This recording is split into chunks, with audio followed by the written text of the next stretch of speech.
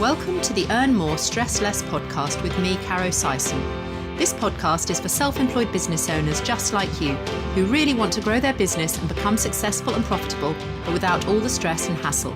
I want to share my 30 years of business experience to show you how simple it can be to earn more money and how you can get organised without needing a business degree or any other qualifications. I'll be talking about the easy steps that you can put in place right now to start earning more money today and to help you get the business that you deserve and dream of.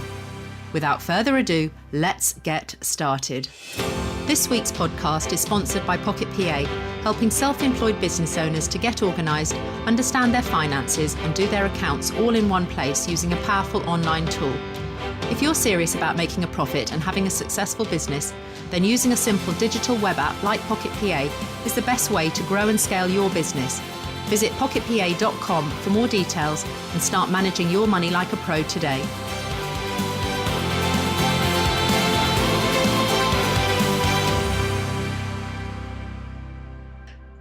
Hello and a big warm welcome to the Earn More, Stress Less podcast with me, Caro Sison. Thanks for joining me today. I've got a great guest here with me and we're doing a spotlight this week about the unsexy topic of pensions. But today we're going to bring it to life and unpack what might seem like a boring and complex subject and have a whole conversation around it. So by the end, you should know a whole lot more and understand why it's important for you. And I do think it's a really overlooked aspect for self-employed people, especially women. So I want to talk about it today with an expert, and I'm excited to have Jessamy Walker from Barenaked Money, who I've had on before, and she's talked about insurances in a previous episode. So do listen back to that. I'll put a link to that in the show notes. Jessamy, hello. Welcome to this week's podcast. Hi, Caro. Thank you for having me. Nice to see you. Nice to see you again. So pensions, it doesn't light anybody up. I don't think there's anybody that books a coffee date with a friend and says, shall we chat pensions? Why do you think people don't bother talking about it when it is such a vital aspect for later life? We're really bad at planning for the future, generally. We'll do things for gratification instantly. If we can buy something and have it now, next day delivery, all that kind of stuff. We do that because you face your own mortality or old age if you look later. That and pension scandals, historic, there have been all sorts of things. So if I could call it the piggy bank that saves you tax and pays for you to go on holiday, we'd all have one. But that's what it does, basically. I love that title. Gosh, that's amazing. So it's really reframing it, really, to unpack it, to make it accessible for other people to understand, and particularly self-employed business owners who, when they start out, it's certainly not their later life is not what they're thinking about when they get started in their business. So they get caught up, they start their own business, they get going, and then, money is at a premium. There's lots of pools and places to actually use their cash each month and bills and things that they have to pay. So at what point, who needs a pension? Is it everybody? Okay, so pretty much everybody.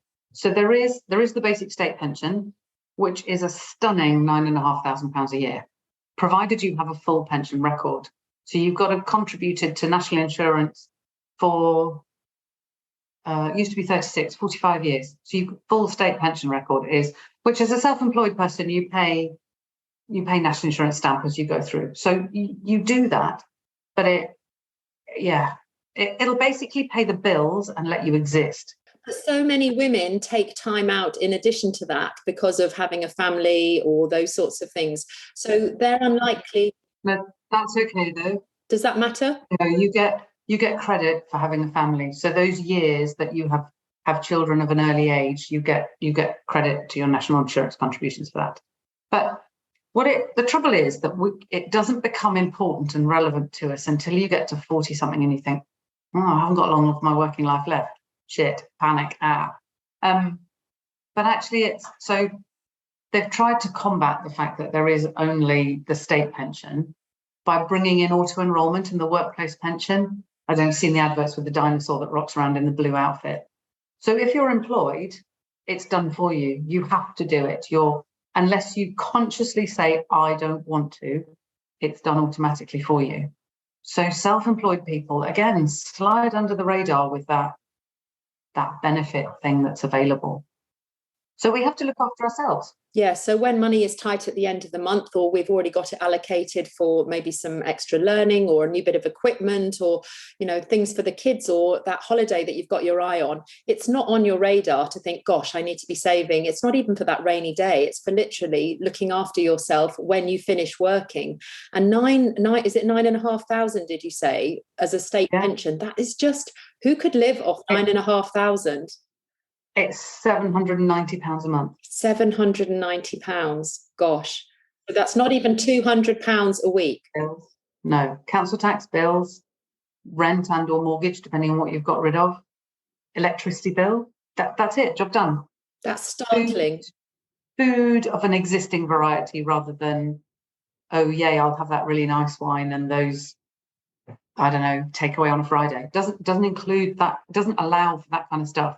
So even if you've actually paid your mortgage off, you've still literally got less than £200 to live off for everything, for your whole existence, for your whole year, going forwards from the age of, what is it now, 60? Is it 67? Depends on your age. It'll go to 67. Yeah. So, you know, we're living longer than ever these days. People are talking about longevity and going into our 80s and 90s. That's a long time to live on beans and toast. Yeah, it's a long time to just survive. So it's a really unsexy thing to do, to put money in a pension. I have one client who has renamed her pension, and she renames it every year. My Holiday Fund 4, and I think we're on 2034 at the moment. And so every year, it's just, this is how much I can spend on going on holiday. So she's forward planning for her retirement to be able to do lovely things, and that kind of motivates her today when she's needing to spend that money and save it into something. So that's why we need a pension. That's going to be my next question. Why do we need one? Do we even need one? But clearly everybody. So two reasons. One, to be able to do nice stuff later. And two, as a self-employed or a small business owner, to save tax. Money you put into your pension is offset against your tax bill. Don't give the money to the tax man, keep it yourself, basically. So it's a tax efficient way of saving for the future that the government approves of, because they're encouraging us to put that money aside to plan. And so they will give a tax break in order to do that. Yeah. So if you've got £100 of profit or whatever in either in your business or as a sole trader, if you put that £100 into your pension, they give you the tax back. So your £100 turns into £120 instantly. And if you don't do it monthly and you want to wait until the end of the year to be able to see how things have gone, is it okay to do it on an annual basis when perhaps you do your tax return to think, right, I could afford to put X amount now because I've seen how the year's gone? Because often people feel a little bit touch and go when they're in the thick of the actual sort of week to week, month to month. Or what are your thoughts on that, Jessamy? It depends on your personality and your money personality. The way you behave around money is your own personality is magnified in the way you behave around money. So I'm a very impulsive person, and I behave like that around money, and it gets me into trouble half the time. So I've learned I automate everything. So I automate the minimum I think I'm going to put in per month goes every month. And I then put the same amount again into an account I can't see. And then at the end of the year, I need that because I need to pay wages or whatever else, or just before the end of the tax year, not after. Don't let your accountant get involved. Do it before. On month 9 or 10, just have a look, see what's come in, what's my profit look like, what do I need to get rid of, and do it then. So it's like a buffer account that you have separately, and then you choose where you might want to allocate it to. And if you can, you'll put more into your pension if it's not needed elsewhere in your business. So it's totally earmarked to put into my pension. Okay. That's absolutely what it's for. If I get to the end of the year and I'm like, shit, I need that money for something else, then it comes out. But it's totally earmarked, but it's rather than creating inflexibility. You can start putting into a pension from, some of them will take £20. Some of the apps that you can use will take £5. You know, it's really, and it's just start, because Will that really make a difference, £5? Is that, I mean, obviously it depends on what age you're at. If you're sort of at 66, it's not going to make a blind bit of difference. But if you're 26, will that £5 or £10 make a difference if you're able to put that aside each week? Yes, absolutely. For two reasons. One, because there's a psychology about it. It's a bit like going on a diet. You know, when you start to lose weight, you get really into it and you do it better. You know, when you lose the first couple of pounds, you're like, oh yeah, great, I can do this. Bit of motivation. And it's the same thing. If you start with £5, before you realise what's going on, you're putting 50 or 100. And it's that, it builds a sort of competitiveness in yourself. It's really weird, but what's that Chinese proverb? When's the best time to plant a tree? Yesterday. When's the next best time? Today. It's the same thing because of the power of time. The compounding and the time element is phenomenal. So we talked about this the other day, and I did some calculations. If you put £50 a month in for a 30-year period, the pot of money at the end is nearly £50,000. So, but if you put £50 in for a 10-year period, it comes out at 9,300-ish. But the impact of compounding is that it's a bit like paying off your mortgage debt. You know, it's little, and then it starts to go as you earn. It has an exponential effect and benefit in your favour as time goes on, doesn't it? Because of the compounding growth. Yes. Yeah.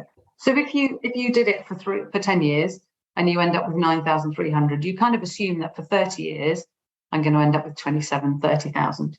You don't. There's another £20,000 of time compounding. So I get really nerdy about this and really excited about it, which is quite sad, but you know, hey. So if you are starting out, start small, but just start and automate it. You know, set it up as a standing order so it just goes. There are some really cool apps out there that are really simple to do. Wealthify, Moneybox, Plum, any of those. They have a little decision tree. You've got a little person that takes you through the journey and tells you what to do. And they just, there's a little game app about it. Places like that really cool to do to get started.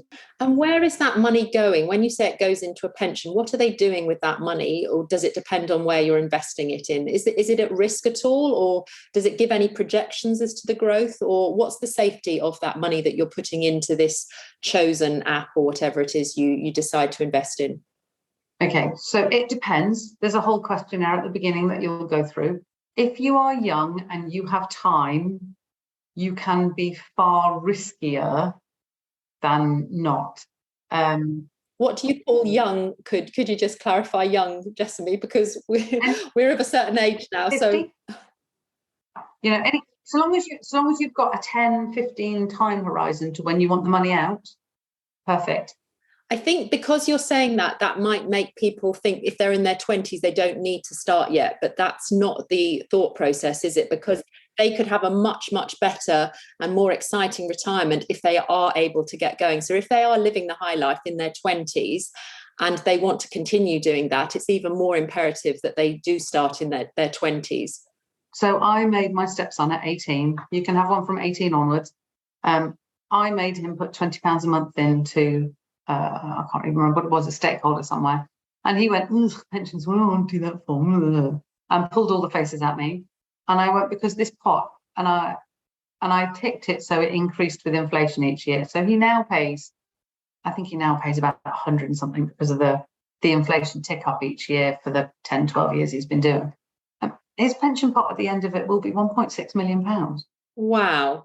That's impressive. Now that's a lot more exciting than that 9,000. Isn't it? Yeah. And can you retrieve that money back if you needed it for a rainy day? Because I want to just check all the myths of, it's not like a savings pot that you could access, is it? No, it's not. It's you tie it up to, you can access it from 10 years below your state pension age.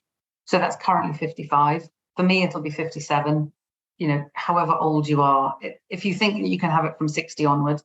So there's a balance about tying it up because it's, it's really good because you can't get your hands on it. So it's brilliant in that it grows. But if you've got time, just going back to the risk thing, if you have time, then actually put it into something relatively high risk, because the market goes in cycles. You know, we go through cycles, and the boom bust is about every 10 years, but there are 8 boom years to 2 bust years on average. So carry it, you know, be as high risk as you can, even though it feels uncomfortable. Going back to the accessing it, because you can't access it, that time thing has a really good effect. So there's a balance. Are you going to need X amount of pounds within the next 2, 3, 4, 5, 10 years? Keep that to one side in an ISA or something else like that. And this is then other money. So don't, as a self-employed person, particularly as a new business owner, don't overstretch yourself by going, oh, I'm going to put £500 a month and it's going to be amazing. One, you won't do it for long. It'll feel hideous. You know, put £100 in and go, actually, I can do that really easily. A more sensible amount that's affordable and for you to continue doing at a longer term rate. Especially to get started, because as you get used to it and as you get further on and see how it impacts, you'll naturally just creep it up. And when you're employed, because your company will often do it for you, there's some sort of matching, or they will put something in to also contribute towards your pension when you're in an employed role. When you're self-employed, does that happen because you're getting this tax break? Is that what their contribution is? Or is there anything that the government put in to sort of match or sort of boost your contribution at all? No, the self-employed people are left out there on their own. So you get tax relief on it. So for every £80 you get in, you'll get £20 instantly back in. If you're a higher rate taxpayer, you can claim back another 20. So you basically get your tax back.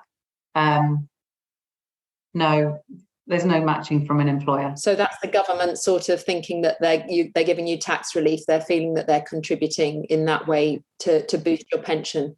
And you're your own employer and have the flexibility that employed people don't have. And we can manage how we pay tax and all kinds of things like that. So that's the balance about it. And when the money's invested into the pension, are they investing it into stocks and shares or bonds, or where would that money be going into? So you can choose. If you go through one of those apps and do things, or come into the Barenaked Money group, and I'll tell you more about it there. But on a scale of 1 to 10, there are different places you can go, with 1 being cautious, and there are cash and corporate bond funds. You can go into property funds, you can go into stocks and shares, you can go into emerging market, you can go up the risk scale as much as you like. What grows in a pension grows tax-free, so you pay no tax on it as an investment. And then the way you pull it out, you get a lump sum at the end. 25% of the accumulated pot comes out to you tax-free. So often it's quite good to tie in with when a mortgage ends, you can pull out that lump sum to pay off the balance of a mortgage or similar. But in terms of an investment account, it's one of the most efficient there is. I just get off my soapbox there now, because it is my soapbox. No, it's great. It's great to hear. And what if somebody doesn't really know any of those things? Do they just base it, if they're not sure whether to go into bonds or property or any of those things, do they just put on a sliding scale what their risk profile is, that they perhaps might be a little bit cautious? Can they change it later down the line? Change it anytime you like. Yeah, so really flexible. Change it when you like. So when you're younger, go in and be more risky about it. When you get closer to retirement, come back a step, because you don't want to do that whole jump up and down. You want it to be a much smoother thing. So on a lot of the apps and things I've talked about, so in my Facebook group, I've got a comparison of all the different apps. So you can choose, I want to put in this much and therefore this one's better, or whatever. But when you go in, there's a decision tree questionnaire. How old are you? How long do you want to invest for? How much? How do you feel about X, Y, Z? And there's a whole series of questions that go through and bring you out as okay, you're a middle of the range kind of a person. We suggest you start with this fund. And then there's a bit of chat about why this is particularly good or not. And you can just tick the box and have the default fund. So could you start a pension without actually ever speaking to a real person? You could literally do it through an app or through a software platform. Do you think that's a good way forwards? Do you think it matters that you haven't had individual advice from somebody that's actually spoken to you and ascertained what your actual situation and circumstances? Or do you feel these decision trees are so sophisticated that they would just literally be mimicking what an advisor may be saying to you? They're really sophisticated. And if you're getting started, the more important thing is to actually go and do it rather than procrastinate about, I can't afford to pay an advisor. Because often, particularly at the lower levels of putting money in, you're not commercially viable for an advisor. Even at the bank, they'll kind of go, oh, yeah, okay, I'll have to. So that's where these apps and it's called robo-advice. And they come in at that point to catch that starting early person. And so actually they're really good. And another question, this is a little bit more morbid, and I was just wondering what would happen. So you've been paying in right up till 67 and you've actually done really well, and you've paid a little bit more some years, and you've seen that it's been going really, really well, and sort of 68, 69, you've just started taking your pension and you've had your 25% and you've been on your world cruise because you've paid your mortgage off and things are all fine and dandy, you've got some grandchildren and you've got this lovely pension that's looking like it's going to take you into your 90s, and you become ill, and sadly you can see that your demise is much sooner than you expected.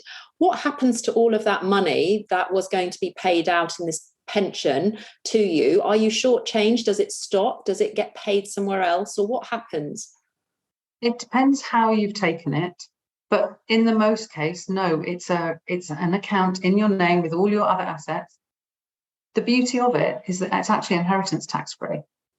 But doesn't it die with your demise, or what happens? Because how long does the pension pay out for? And I presume until it's all used up, or until you die. What's the sort of payout? Yeah. Okay, so there are two ways of taking it.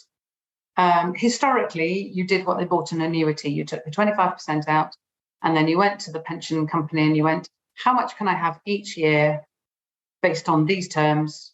I'm this old, I'm this well. And they went, here you are, madam, you can have £1,000 a month because. And then when you died, that died with you, unless you built in, when I die, can you pay my... Sorry, this is the old way that it was. This is the old way. Okay. And so this is the perception we have, is that pensions die with you. That's my perception. That's exactly what I thought happened, which is why I'm asking the question, because I'm learning so much, Jess. Thank you. The rules changed back in 12, 14 years ago. I want to draw frantically somewhere because it's much easier to explain with a picture. But, okay, so if this is your pot of money, here, this is your pot of money. So imagine you've got a pot of money, yeah, whatever it is. We're going to call it £100,000 because I can do the maths then. Okay.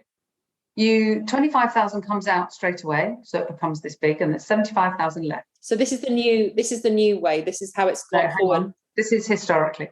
So you used to take this pot of money and you went to the man at the Pru or Norwich Union or whoever they were, and they went, I have £75,000.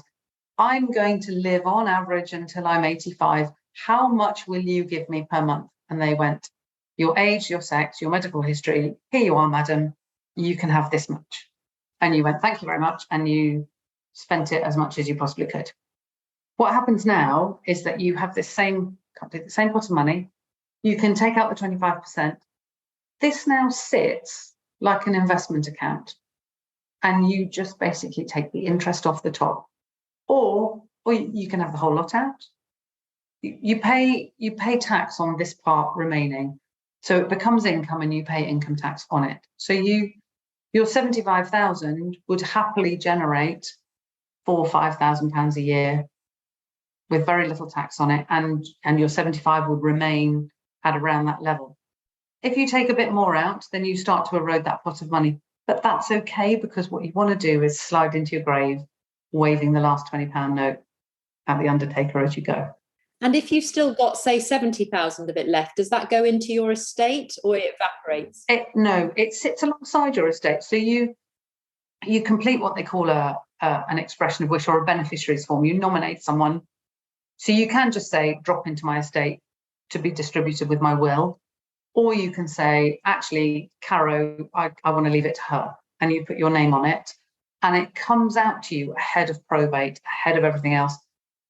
As soon as they're notified of my death, you would get that money within about 10 days. It's a really, really great way of, oh my God, the world has imploded. My nearest and dearest has just died. Here's a lump sum of money to help not have to worry about stuff. It's one less worry. Could it be used to pay inheritance tax liability? Yeah. Okay. And the other question I wanted to ask around it, these days, if you become unwell in your sort of later life and you go into a nursing home and you need to pay for that because you've got X amount of savings, there's a threshold.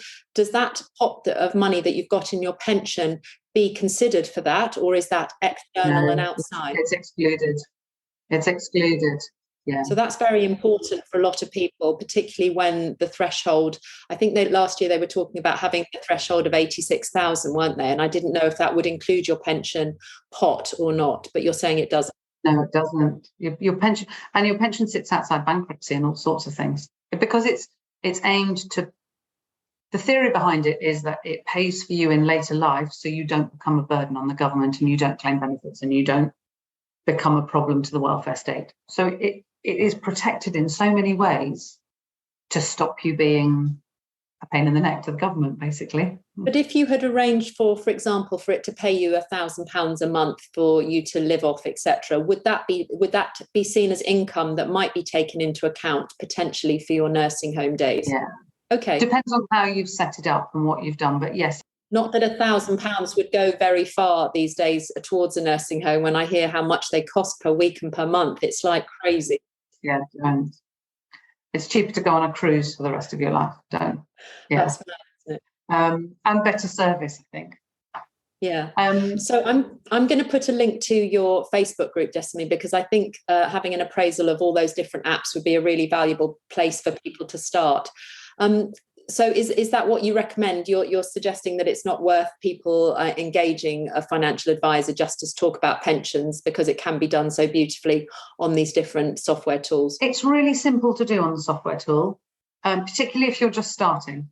If you've already built things up through corporate or somewhere before, sometimes it's better to pay into something that you already have. So I worked for corporate for God knows how long. I have a standard life pension that I just continue to pay into because I already have it, and it does the job perfectly well. So if you already have accumulated things, then yes, talk to someone. Find someone you like to talk to as well. That's, I love my job. I hate some of the people in my profession for their patronizing, down talky jargon stuff. It's not necessary. There are some great places to find some resources for education to just not feel stupid when you go in. Again, if you put the link to the group, there's a whole bunch of resources in there that just kind of say, here, this is what a pension is. This is how it works. This is what you can do in it. So you don't feel like an idiot asking these questions. I think that's amazing. I've learned so much actually just from our talk. Well, I think the trouble is that women particularly, it's financial advice and investing. If you read men's magazines, they naturally say, when you buy shares, there is this assumption that you're going to go and do it and that you'll just do it. We don't get that. We get, oh, you've saved money. Have you put it in an ISA, looked after your family, bought shoes and handbags, or whatever else the fluffy patronizing thing is? Women are really, really good at investing. They're actually better at it than men. Get my teeth out of the way. Because once we've been educated, we make a decision and we stick to it, and we have no issue sticking to it. And the results you get from that are way, way better. Men are too impatient, and they're looking for I generalize spectacularly here. They look for the quick return, and with the quick return also comes the quick fall. And they chop and change stuff an awful lot more. Whereas women just go, I'm doing that, it's set up, I'll leave it. And we're so much better at it. And pensions is such a long game. Obviously, we hope it will be a long game because we all want to have longevity. But I think that the biggest message is that we should start young. And I'm just thinking back when I was in the NHS, which was an awfully long time ago, and it's quite a number of decades ago now, but I still get an annual statement from them giving me an update. And they seem to take a large fee every year for managing this paltry amount, but that's another story, isn't it? But it's important, I suppose, to just keep it going. I would never pay into that again, I presume, because it's an old historic one that was just for the few years that I began in the NHS. You're probably not allowed to through the NHS or government schemes, because they were used to be final salary schemes. So you're probably not allowed to, but an ordinary Norwich Union, Standard Life, Pru, Legal and General, Scottish Widows, you can just start up a direct debit into them again. And one other thing I want to ask about is how regulated is the industry now? Because I think there is some historic, we talked about the pension scams scandals that had happened previously, but has that created a much more regulated environment? Is this money safe when they're putting it into? Should they stick with just a UK pension plan, or should they be looking globally, or just stick in the UK? You only get the tax relief if you put it into a UK-based tax wrapper. Within there, you can invest in global funds and global investments. So you can go, commercial property, you can buy buildings in it, all sorts of weird and wonderful. I own a field in mine, just because you do. But the wrapper is a UK-based wrapper. It's phenomenally regulated, which is why, as a new startup pension, you're not commercially attractive to a lot of advisors, because the amount of paperwork and stuff that I have to do to set that up for you means I'm going to charge you £600-700 for doing it. Well, if you're only putting in £50 a month, that's not, which is prohibitive, isn't it? Which is why the emergence of these apps and things has been so great. Because I've got an ISA through one of those apps, and I pay 0.1% a year. It's about, I think the last charge I looked at was £22 for the year. And has this regulation come about because of the pension scandals, or so it wasn't regulated previously, and this is why Robert Maxwell was able to get away? Not nearly the same way. Yeah, not nearly the same way. So your pot of money is entirely ring-fenced to you. It's an individual account. It has similar protection to the banking type protection, but actually it's stronger.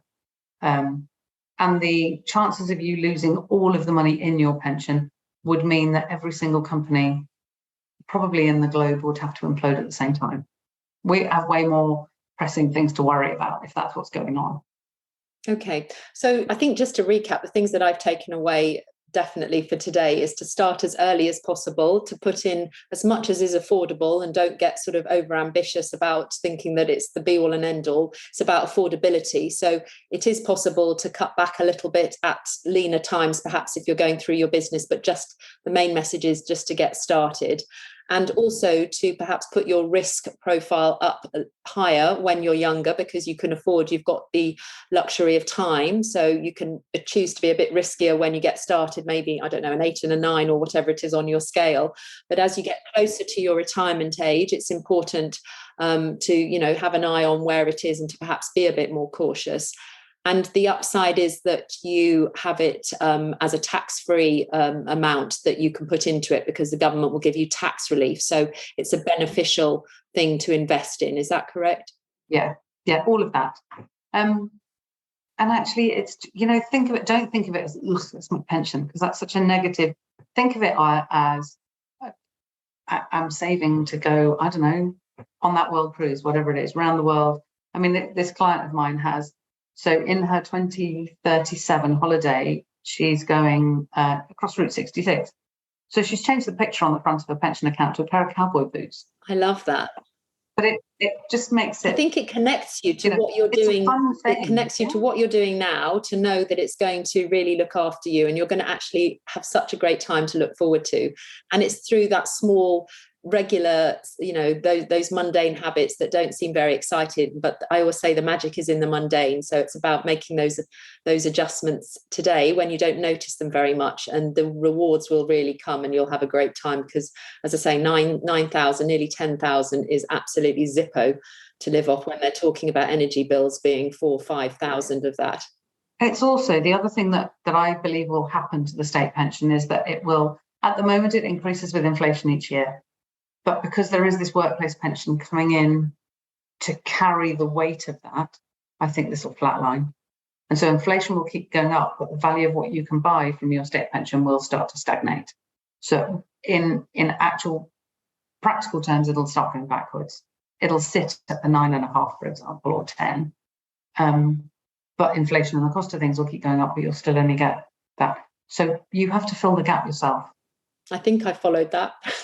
I get a bit overwhelmed with things like inflation and stuff, but what do I know? So if inflation sits and does this, and your state pension is going up like this with it, fabulous. You're 9.5. I'm just mindful that our listeners won't be able to see any of that example because they can't see. They can't see us, can't they? I'm drawing pictures. Yeah, no, it's fine. I'm just aware that with inflation, the actual real benefit of your pension actually isn't growing with it. Your state pension will start to become a smaller and smaller amount relative to costs. Compared to costs and compared to your overall, because for most people there is this workplace pension that will pick up the slack because you have to go in it. But for self-employed people, we don't have a workplace pension. And so whenever anybody talks about workplace pensions, I completely switch off straight away. And I'm like, oh, that's not me. That's not me. So I don't have to worry. And I think with that switch off, I also switch off with that word pension and just think, oh, that's not, oh, no, that is me. I do need to think about it, but I don't have a workplace pension. So yeah, it is definitely something for people to address. Absolutely. Then it's something that you have to do for yourself because you are your employer. 100%. Jessamy, thank you so much for sharing all of that. I really hope that people have got so much value. Even if nobody else listens to this episode, I have got so much from it. It feels like I've had a personal session with you. So thank you. And if our listeners want to find out more about you and to find out more about Barenaked Money, because I know that that's an amazing company that you've set up to talk about without the jargon and to really unpack things. So, people like myself that don't like jargon and want to have it told as it is can understand it. Where's the best place that they can connect with you, and particularly that Facebook group where they could look at those different apps? So Barenaked Money Community, it's a closed Facebook group. There's a whole bunch of stuff in there, and follow me on Instagram and all the links into anyway, search Barenaked Money. I'll put that into the show notes. So I just want to make sure they can find your Facebook group. So that's great. Thank you so much. Well, I hope you've learned loads today. Have a wonderful week ahead. Earn lots of lovely money with the least amount of stress. And let's catch up soon next week. Thanks for listening to the Earn More, Stress Less podcast with me, Caro Syson. If you've enjoyed this week's episode, then do hit subscribe so we can catch up again soon. And please kindly leave a review if you've got a moment and share with anyone else that you think this podcast could help on their self-employed journey. If you're ready to make bigger breakthroughs in your business life and want to get way more organised and understand your finances the really simple way, then start your very own 14-day free trial today using the super powerful software tool Pocket PA that I made for my own son and daughter. Go to pocketpa.com/podcast and let's get you on the way to earning more money and stressing much less. Have a great week, whatever you're doing.